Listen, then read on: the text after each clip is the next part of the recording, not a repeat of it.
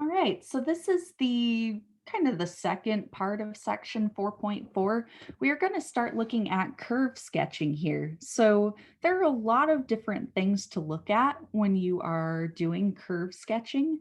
This is the big idea of graphing a function y equals f of x, coming up with that graph without using a graphing tool like your calculator or Desmos or any other website. So as much as you can, even when you're doing your homework, try not to use those tools because that's the point that we're trying to get here. We're trying to come up with the shape and behavior of a graph without seeing the graph in advance. All right. So we have a lot of information, like I was saying here, and you can kind of split it into some different categories. Um, the first part of curve sketching that we'll look at here is actually things that you can just do with algebra, things prior to this calculus class. So, for example, the first thing we look at is just what is the domain of the function? For what values of x is the function actually defined. So as you know, you're going to check things like denominators. If you have a rational expression, something like numerator over denominator, of course, you would want to look at places where the denominator equals 0 because you would want to exclude that from your domain, right? Things like radicals, if you have an even type of root, like a square root or a fourth root, sixth root, etc. If you have something under there, the radicand, I'll just put rad. Now that looks like radians. I'll put expr for expression. Okay, if you're taking the square root of some expression, you do not want that expression to be negative because then you'd be trying to take the even root of a negative number and that would give you a complex number result. We are just working with real valued functions, so don't get into the complex numbers. That's not great. So you would want that expression under the even root to be greater than or equal to 0. So check those out if you're looking at domain. And then, of course, any other little domain tricks that you've learned in algebra, but really these are the main two that you tend to come across. Then you're also going to find your intercepts, another algebra trick. So y-intercepts are where x equals 0, x-intercepts are where y equals 0, because remember, you're looking at which axis is being intercepted. So a y-intercept is where we intercept or intersect the y-axis. So there's a y-intercept. And so the x-coordinate of that point would always be 0. And then opposite type of thing, that is an x-intercept. Okay, it lies on the x-axis, and so the y-coordinate of that point would be 0. All right, now another algebra thing, looking at symmetry.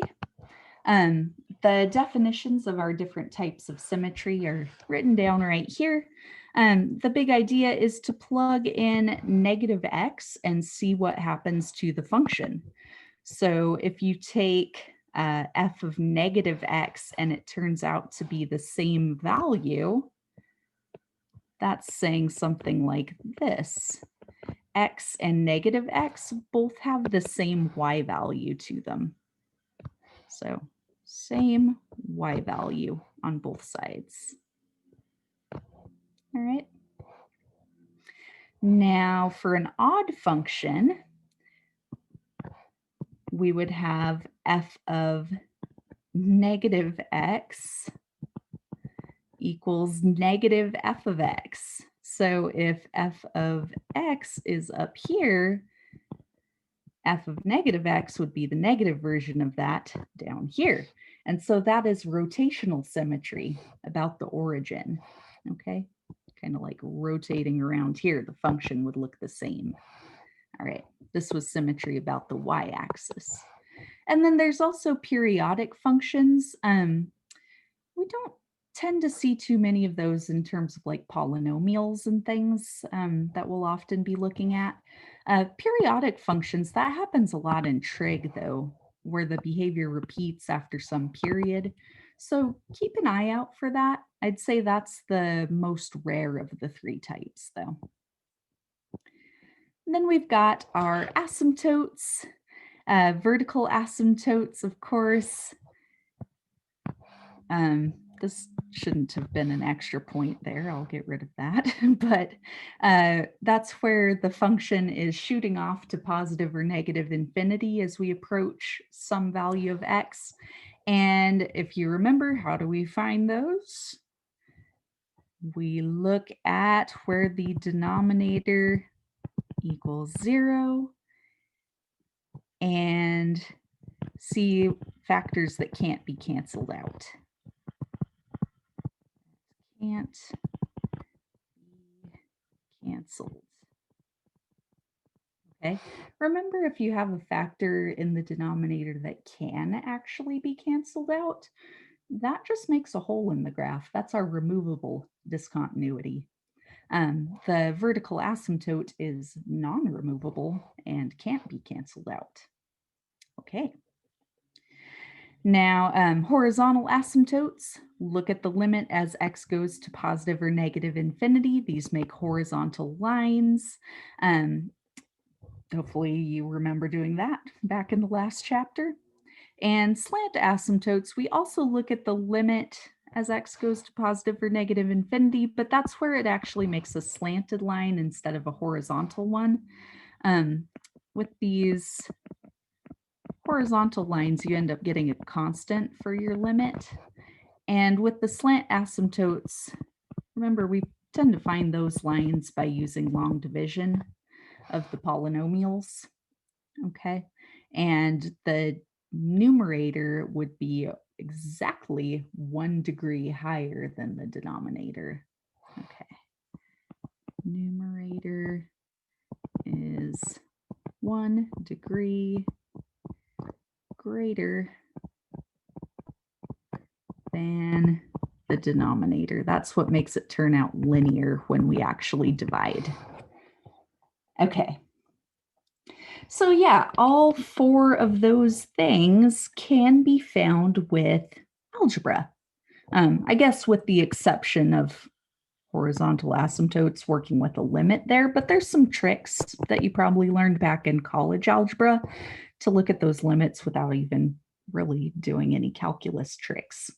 So, all right, so these are kind of what I'll refer to as like the algebra things or algebra portion of curve sketching. Looking at the next parts here, 5 and 6, the intervals of increase and decrease, and then local maximum and minimum values, those can be determined based on the first derivative. We just did an example with that in the last video. Okay, so I'll label those first derivative. Part 7 here, concavity and inflection points there. Look at the different intervals of concavity, concave up, concave down, and see if it switches for an inflection point. That definitely deals with the second derivative. Okay, so I guess I'll label these as like algebra, first derivative, and second derivative. Okay.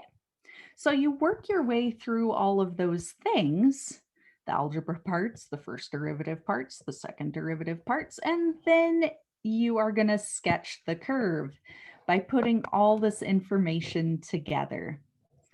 You're going to plot points, okay? You're going to plot your intercepts that you found up here in step 2. You're going to plot your local max and min values from step 6, okay? Any inflection points that you found in step 7. You're going to sketch in any asymptotes. Make sure you make those dotted lines not solid. If you make them solid, they look like they're part of the function when they're actually not. So put those in quite lightly or dotted. And then we're going to sketch in the curve. This is usually the toughest part for folks because you're going to need to look at areas where the function increases and decreases and the type of concavity it has in that interval. So there are different combinations of this. There's 4 different combinations of the types of shapes we can get for this. So I'm making a little grid here to help us with that. And this little grid, I'm going to label with decreasing, increasing. So those are our first derivative things, negative and positive. And then concave up and concave down. Okay. So then I'm going to put 4 little curves in here. They look like this, kind of a U shape on the top, like that, and kind of a V shape thing on the bottom. Swoop. There are variations on this grid type of thing if you look it up online, but this is a handy one that I've seen. And that tells you the different shapes of the function that you could see for these different combinations. Okay, so if you identify that in some certain interval, let's say your function is increasing and concave up, you look for increasing, concave up, they intersect right here on this square of the grid. And so in that interval, your function, your graph is going to have this basic shape because we can see that that is a part of the concave up type of shape overall. Remember, concave up looks basically like this. And the half of that where the function is also increasing is just this part right here, okay? So that is the combination of increasing and concave up. Over here, this other half, that's still concave up, but there the function is decreasing. So concave up and decreasing, we see that type of shape. Same type of thing. So that's what your function behavior would look like in that interval. Okay. Same type of thing with the bottom row. It's just the 2 different halves of the concave down shape. Okay. One is where the values are increasing from left to right. So increasing concave down has that type of shape. See it right there. And then the other one is decreasing in concave down. That would be here. Function values are decreasing from left to right, and it's still part of the concave down curve shape. Okay. So that is a good thing to know, a good little chart to envision. You can also just kind of piece that together. You don't have to draw the chart. In fact, when I was going through school, we didn't have a little chart thing, but just piecing together the different shapes, this can help. It really can. So you're going to sketch in your curve based on those basic shapes. And then if there is any symmetry in your function that you found in, what was it, part 3 there, sometimes that can be used as a shortcut. Like if you know, okay, this part of the function looks like this, and I have symmetry about the y-axis, so the other part would look like that. That can save you some time if it is applicable. Often we don't get symmetrical graphs, so you don't always get to use that, but when you do, it sure is nice. And then if you get stuck, which it happens, these are not super easy peasy problems all the time. So if you get stuck, just plug in some point. You can plug it into the original function. the derivative, the second derivative, usually the original function f of x and the derivative f prime of x are most useful there, because you would either see the actual value of the function, kind of again taking it back to algebra ideas. If you get stuck, how do you plot a function? Plot some points. So that's the idea there. Then checking the value of the derivative, that can be helpful if you want to see how steep your curve needs to be in a certain area. Some parts are steeper than others, like this versus this. Okay, so you could check your value of the derivative. All right, so those are the basics of curve sketching. And in the next couple videos, I'll walk us through an example. It does take a while. So I'm going to walk us through the algebra parts, the first derivative parts, the second derivative parts, and then assembling everything all together.